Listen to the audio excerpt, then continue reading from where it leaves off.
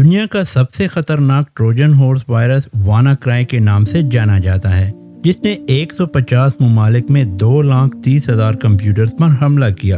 اس ٹروجن horse کا 2017 میں پتہ لگایا گیا تھا، لیکن تب تک یہ $4 ارب کا نقصان پہنچا چکا تھا۔ ٹروجن ہارس ایسا کمپیوٹر میل ویئر ہوتا ہے جو دھوکے سے ہمارے کمپیوٹر یا موبائل میں گھس جاتا ہے، لیکن سوال یہ ہے کہ اس وائرس کو ٹروجن ہارس ہی کیوں کہا جاتا ہے؟ MK TV کی ویڈیوز میں ایک بار پھر سے خوش آمدید۔ دوستو، دنیا کا پہلا ٹروجن ہارس تو 1975 میں بنایا گیا تھا، لیکن اصل میں اس کی شروعات 3200 سال پہلے اینشنٹ گریس سے ہوئی تھی، جہاں آج کا ترکی موجود ہے۔ نقشے پہ دیکھا جائے تو استنبول کے ساؤتھ ویسٹ میں ٹھیک اس جگہ ٹروئے کے نام سے ایک شہر آباد ہوا کرتا تھا، جیسا کہ پرانے دور میں ہوتا ہے۔ اس شہر کو ایک بہت بڑے اور ایک مضبوط ترین قلعے کے اندر بنایا گیا تھا، تاکہ اگر دشمن حملہ کرے بھی تو اتنی آسانی سے وہ اندر نہ گھس پائیں۔ یہاں آپ کو بتاتے چلے کہ ٹروئے شہر میں رہنے والے لوگوں کو ٹروجنز کہا جاتا ہے۔ یہ شہر ایگین سی کے ساحل پہ بنا تھا، اور سمندر کے اس پار جہاں ابھی گریس کا دارالحکومت ایتھنز ہے، وہاں ایتھینز کے نام سے ایک قوم رہتی تھی، جس کو آج ہم گریس کے نام سے پہچانتے ہیں۔ ایسا مانا جاتا ہے کہ ان دونوں شہروں کے حکمران آپس میں کسی بات پر الجھ پڑے تھے۔ اس کے نتیجے میں ایتھینز یعنی گریکس نے سمندر کو پار کیا اور ٹروئے سٹی پر قبضہ کرنے پہنچ گئے۔ اس دور میں گریکس اپنی جنگی قابلیت کی وجہ سے خاصے مشہور تھے۔ انہوں نے سمجھا کہ وہ ٹروجن سٹی پر قبضہ کر کے واپس اپنے شہر لوٹ جائیں گے، لیکن کئی دنوں کی لگاتار محنت کرنے کے بعد بھی وہ ٹروئے سٹی کا دروازہ نہ توڑ سکیں۔ پھر انہوں نے پلان بنایا کہ وہ اس قلعے کو چاروں طرف سے گھیر لیں گے، تاکہ اندر رہنے والے ٹروجنز کی ساری خوراک کا سامان منقطع ہو جائے اور وہ خود ہی باہر آنے پر مجبور ہو جائیں، یا پھر گریکس کے سامنے ہار مان لے۔ دن گزرتے گئے، مہینے اور پھر سال۔ گریس کی کمزوری تھی یا ٹروجنز کی پھرتی، لیکن ایسا مانا جاتا ہے کہ اگلے 10 سالوں تک گریکس ٹروئے کے اندر گھسنے کی ہر کوشش میں ناکام ہو چکے تھے۔ دوسری طرف ٹروئے کے اندر ٹروجنز کے سپاہی جو اپنے ہی گھر میں بیٹھے تھے، وہ اتنے سالوں تک ٹس سے مس نہ ہوئے، لیکن گریکس کے جنگجو اپنے گھر سے دور کئی سالوں سے اپنے خاندانوں سے ملنے کی آس لگائے بیٹھے تھے، اور اب ان کی ہمت جواب دے چکی تھی۔ ان کی فوج دن بدن ڈاؤن ہو رہی تھی، اور کئی سپاہی واپس اپنے گھر لوٹنے پر زور بھر رہے تھے۔ جب پانی ناک تک پہنچ گیا اور گریس کو اپنی ہار نظر آ رہی تھی، تب گریک آرمی کے لیڈر کو ایک آئیڈیا آیا، اور انہوں نے ایک بہت بڑا لکڑی کا گھوڑا بنانا شروع کیا۔ ٹروجن سمجھ رہے تھے کہ شاید گریکس اب کچھ نئی ٹرک آزما رہے ہیں، لیکن ان کو گھوڑا بنانے کی اصل وجہ معلوم نہ پڑ سکی۔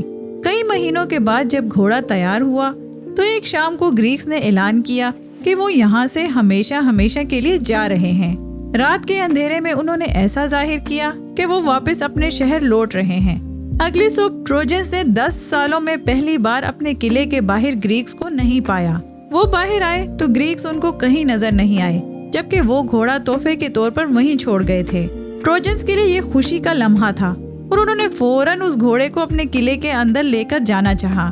وہاں ایک بوڑھے آدمی نے ان کو ایسا کرنے سے منع بھی کیا، لیکن انہوں نے اس کی بات نہ مانی اور ہنستے ہوئے گھوڑے کو تحفہ سمجھ کر ٹروئے کے اندر لے گئے۔ اس رات ٹروجنز بہت خوش تھے اور جنگ ختم ہونے کا جشن مناتے رہے، لیکن جب سارے تھک ہار کر سو گئے تو اسی گھوڑے کے اندر سے گریکس کا ایک بہت بڑا ٹولہ نکلا۔ جی ہاں، گریکس نے ان کے ساتھ دھوکہ کیا تھا۔ نہ صرف وہ گھوڑے کے اندر تھے، بلکہ ان کے ساتھی اپنے شہر نہیں بلکہ وہیں سمندر میں دور کہیں کشتیوں میں چھپے ہوئے تھے۔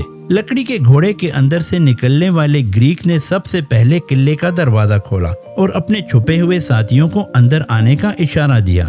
اس کے بعد رات کی تاریکی میں گریکس نے 10 سالوں کی کسر نکالی اور پورے ٹروئے سٹی کو تباہ کر کے جلا دیا۔ یہی وہ واقعہ تھا جہاں سے ٹروجن ہارس کے کانسیپٹ نے جنم لیا تھا۔ وہی ٹروجن ہارس جو آج 3200 سال کے بعد بھی موبائل اور کمپیوٹرز کے اندر گھسنے کی راہ تلاش کر رہا ہے۔ اگر آپ نے کوئی متاثرہ USB استعمال کی یا گیم کھیلنے کے دوران کسی لاٹری کے جیتنے کے میسج پر ٹیپ کیا، وہیں یہ چھپکے سے آپ کے موبائل میں آ کر بیٹھ جائے گا اور پھر اپنے ساتھیوں کی مدد سے آپ کو منٹوں میں تباہ بھی کر سکتا ہے۔ جب بھی کوئی اس گیم کے سوالات کا جواب دینے لگتا تو پیچھے سے یہ گیم اسی نیٹ ورک کے دوسرے کمپیوٹرز میں خود بخود کاپی ہو جاتی تھی۔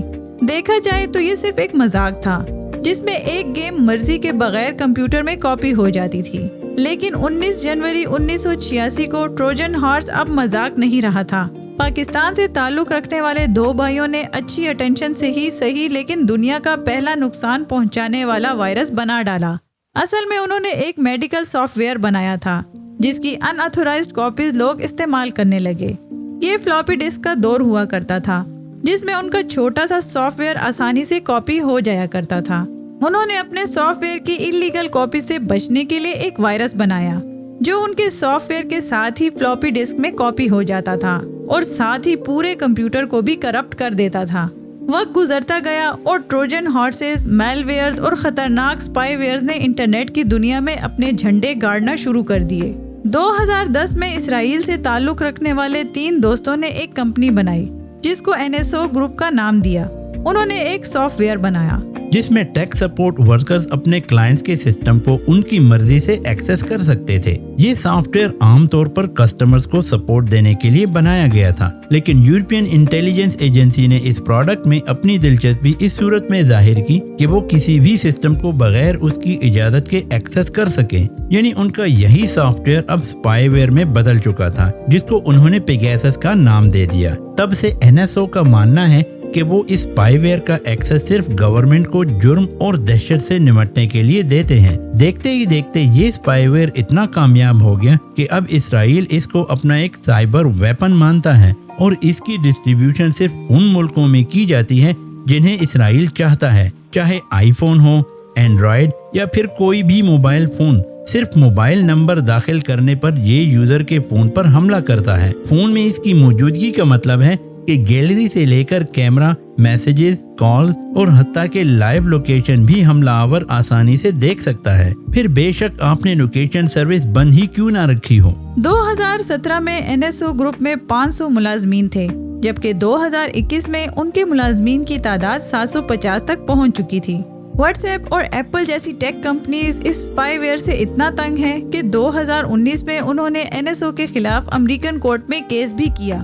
واٹس ایپ کا کہنا تھا کہ پیگاسس کو اس کے 1400 سے زیادہ یوزرز پر استعمال کیا گیا ہے، جس میں انسانی حقوق کے محافظ، صحافی، فوجی اور سول حکام بھی شامل ہیں۔